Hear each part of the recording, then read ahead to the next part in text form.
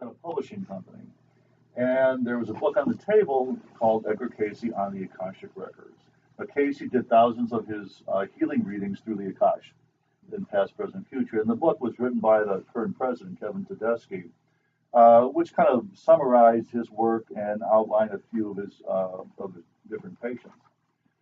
The book literally jumped off the table, smacked me in the head energetically, and said, "Read me," like you go into a bookstore or library and a book falls out in front of you, or a CD, or whatever the case might be. And I go, "Oh, I was not looking for this at all. I had no idea." And then I realized after reading the book that this was what I'm to be doing the rest of my life. And it's a gift of mine that I've been doing for thousands of years. So I'm just the latest incarnation of this body of work. And like Bonita said, that her way is different than what Linda Howe does.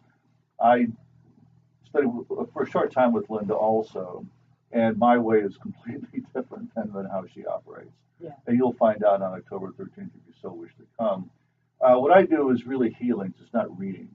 Mm-hmm. And I'll talk more about that during the evening of how I am, my perception of what healing is really all about. And looking at each individual as whole and complete as they are, not that you need fixing or there's something wrong with you or whatever the case might be, but that we're whole and complete as energy beings. And that there is such a separation between our humanity and physicality and our soul essence, which is where all our difficulties come in. So when I work, it's really helping diminish that separation between who we are as a physicality and who we are as soul essence beings.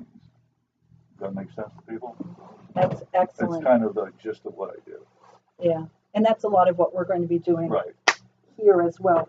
One of the big differences between how Bill and I work with the Akasha is I go into the Akashic Records.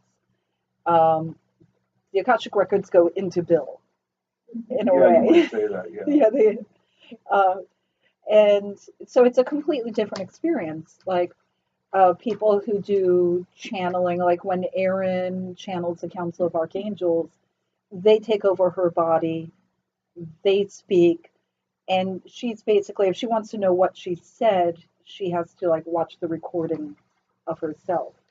When I channel, it's a collaboration. The spirit will be in me, but I'm still speaking. Usually they're like talking to me. Sometimes they'll take over, but I'm still always 100% aware. There's pros and cons to both sides.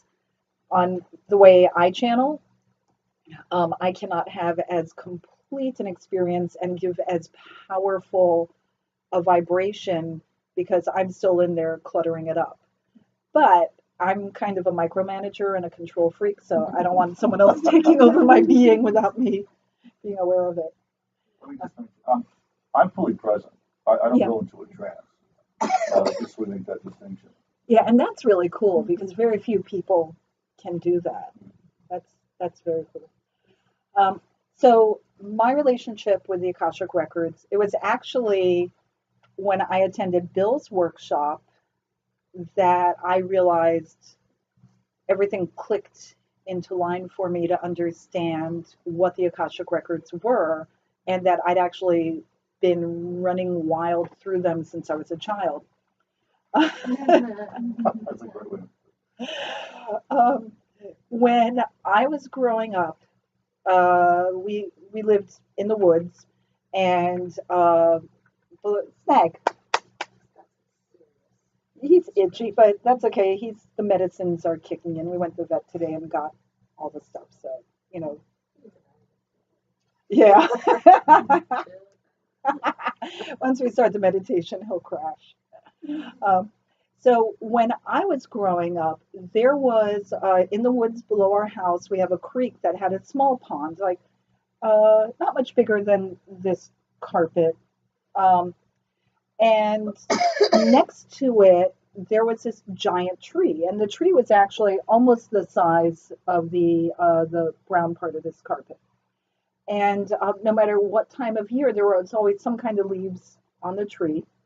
It had vines growing up it, and sometimes all these different flowers. And there was a door in the tree, and I could open the door and go into the tree. And it was like a Victorian bookstore.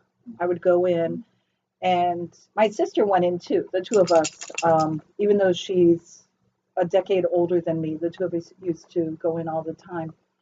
And when you walked in, just to the right, there was an old timey desk, like a with like like the business desk, and there'd be one of two old men sitting there. One was like very tall and slender with glasses down his nose and balding on top, and the other one was short and or not, well, shorter and round. And both of them loved books. Um, and you'd go in, and it was just like bookshelves going up as high as you could see. Like you couldn't see the top. And there'd be a stairwell that went around to like level, and then another one going there, the next level. And there were ladders on every level, so you could like reach the highest books.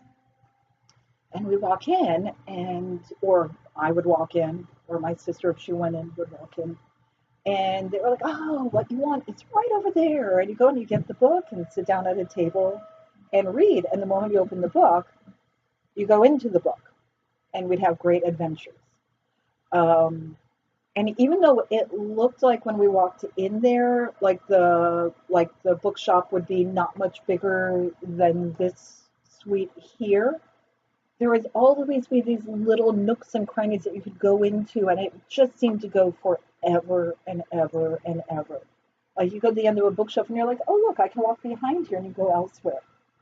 The books were there was so many great books. Like imagine going into a magical library.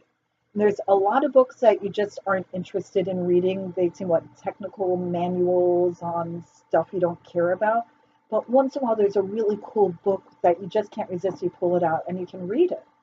Like most people go into the Akashic Records to read your life stories, but a lot of people have made their stories, their lives public record.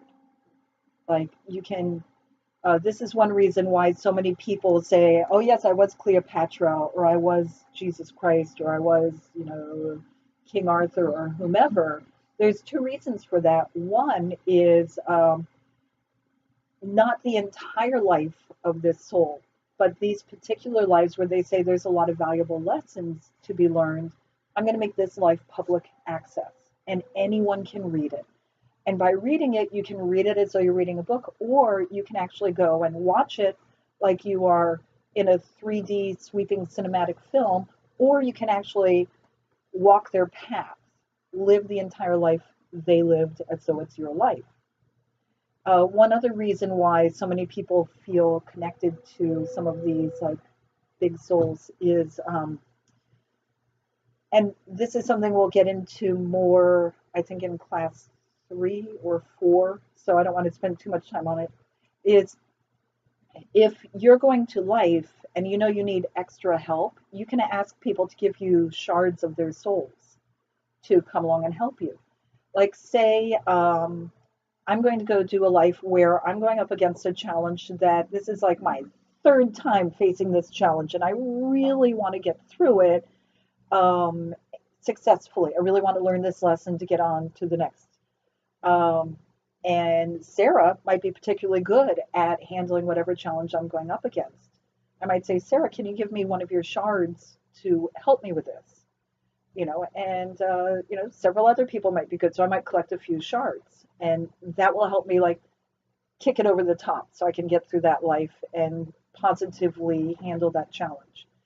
The other reason might be I might say, "Oh, I'm going into a life that I'm dealing with something that maybe Bill has had a little trouble with, or Bill, you're going to be going up to this at your next life. So why don't you send a shard with me so that then when you go to your next life, your shard has already done it. So you've had a sneak preview. It'll be a little easier and you can make it like a little handier." Or sometimes it's fun tagging along with someone on a life. We don't want to just, there's all kinds of reasons. But when someone's going in with a big challenge and a big life, like again, Jesus, before they come into life, generally they'll say, "I need a lot of shards. I need a lot of help because I'm going to be going up against my biggest challenges and I need all the support I can get." And in return, of course, you'll have this amazing experience that imprints on your vibrational being. So when people come in for really big lives, they often get a lot of help and support. And if you're going to go for any big challenge, if you can get support from friends, you want to do it.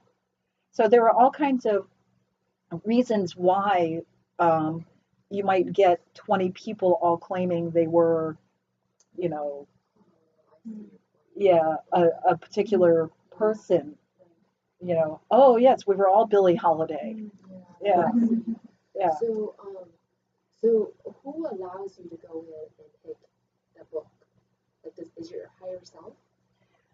You see, this is okay. This is a great question. And your higher self, keep in mind, is another great way to get information because your higher self remembers everything. So if you want to know what was I during this and that, you can also talk to your higher self. However, by becoming really resourceful with the Akashic Records, it makes it easier to connect with your higher self on these matters. There are librarians and researchers in the Akasha.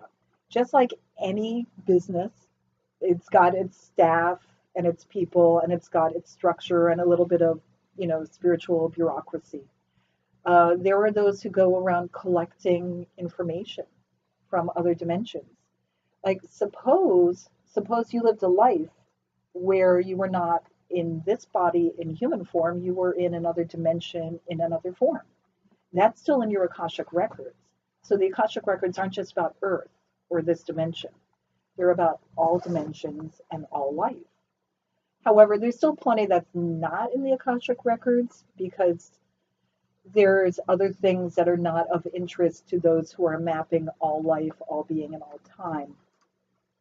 But that's getting a little big. For that, you go to the infinite void, which is like literally right next to God. And, you know, believe me, there's a whole lot of fun stuff to do before you start tripping off to the infinite void. And I think in class 3, we are going to talk about other ways of accessing the Akashic information by talking with your soul family and the informational cloud and stuff like that. Especially when we go, the class where we go up our sacred mountain, we're going to be finding that. So when you go to the Akashic Records, and that's what the PowerPoint's going to be about, there are people who work in the Akashic Records and they're waiting for you. They know you're coming. It's possible that they can hand you the book or they might point to the book on a shelf, either way, or they may tell you to sit down and they bring you the book. You might see a being, or it may be the book's like floats in the air and sits in front of you. It works all ways. There are also different forms of the Akashic Records. Tonight we're going to work with the traditional library in the clouds form. But there's also, you go into like a Greek temple and orbs float down and you hold the orb in your hands and go into the orb. In one of my favorite books, I think I have it here, The Afterlife of Billy Fingers, there's this woman, Annie Kagan, who wrote it. Her brother was like a ne'er-do-well drug addict, could never get his life together, and then he died the way drug addicts die. Really hopped up on drugs, got hit by a car. And then his soul started coming to her and talking with her after he was dead. And they collaborated and wrote this really, really amazing book. The thing I love the most about this book, it's so joyous to read. The thing I really love is when you read like Brian Weiss information, and then you read, what's his name? Here, Destiny of Souls, Dr. Newton's books, you'll find that there's conflicting information on what life after life or life between lives is all about and what's our purpose for being. There's just conflicting technical information. When you read The Afterlife of Billy Fingers, he's like, he does all this stuff and you're like, oh, right, they're both right and they're both wrong. because they're talking from their human perspective on the way they're absorbing, interpreting, and expressing information.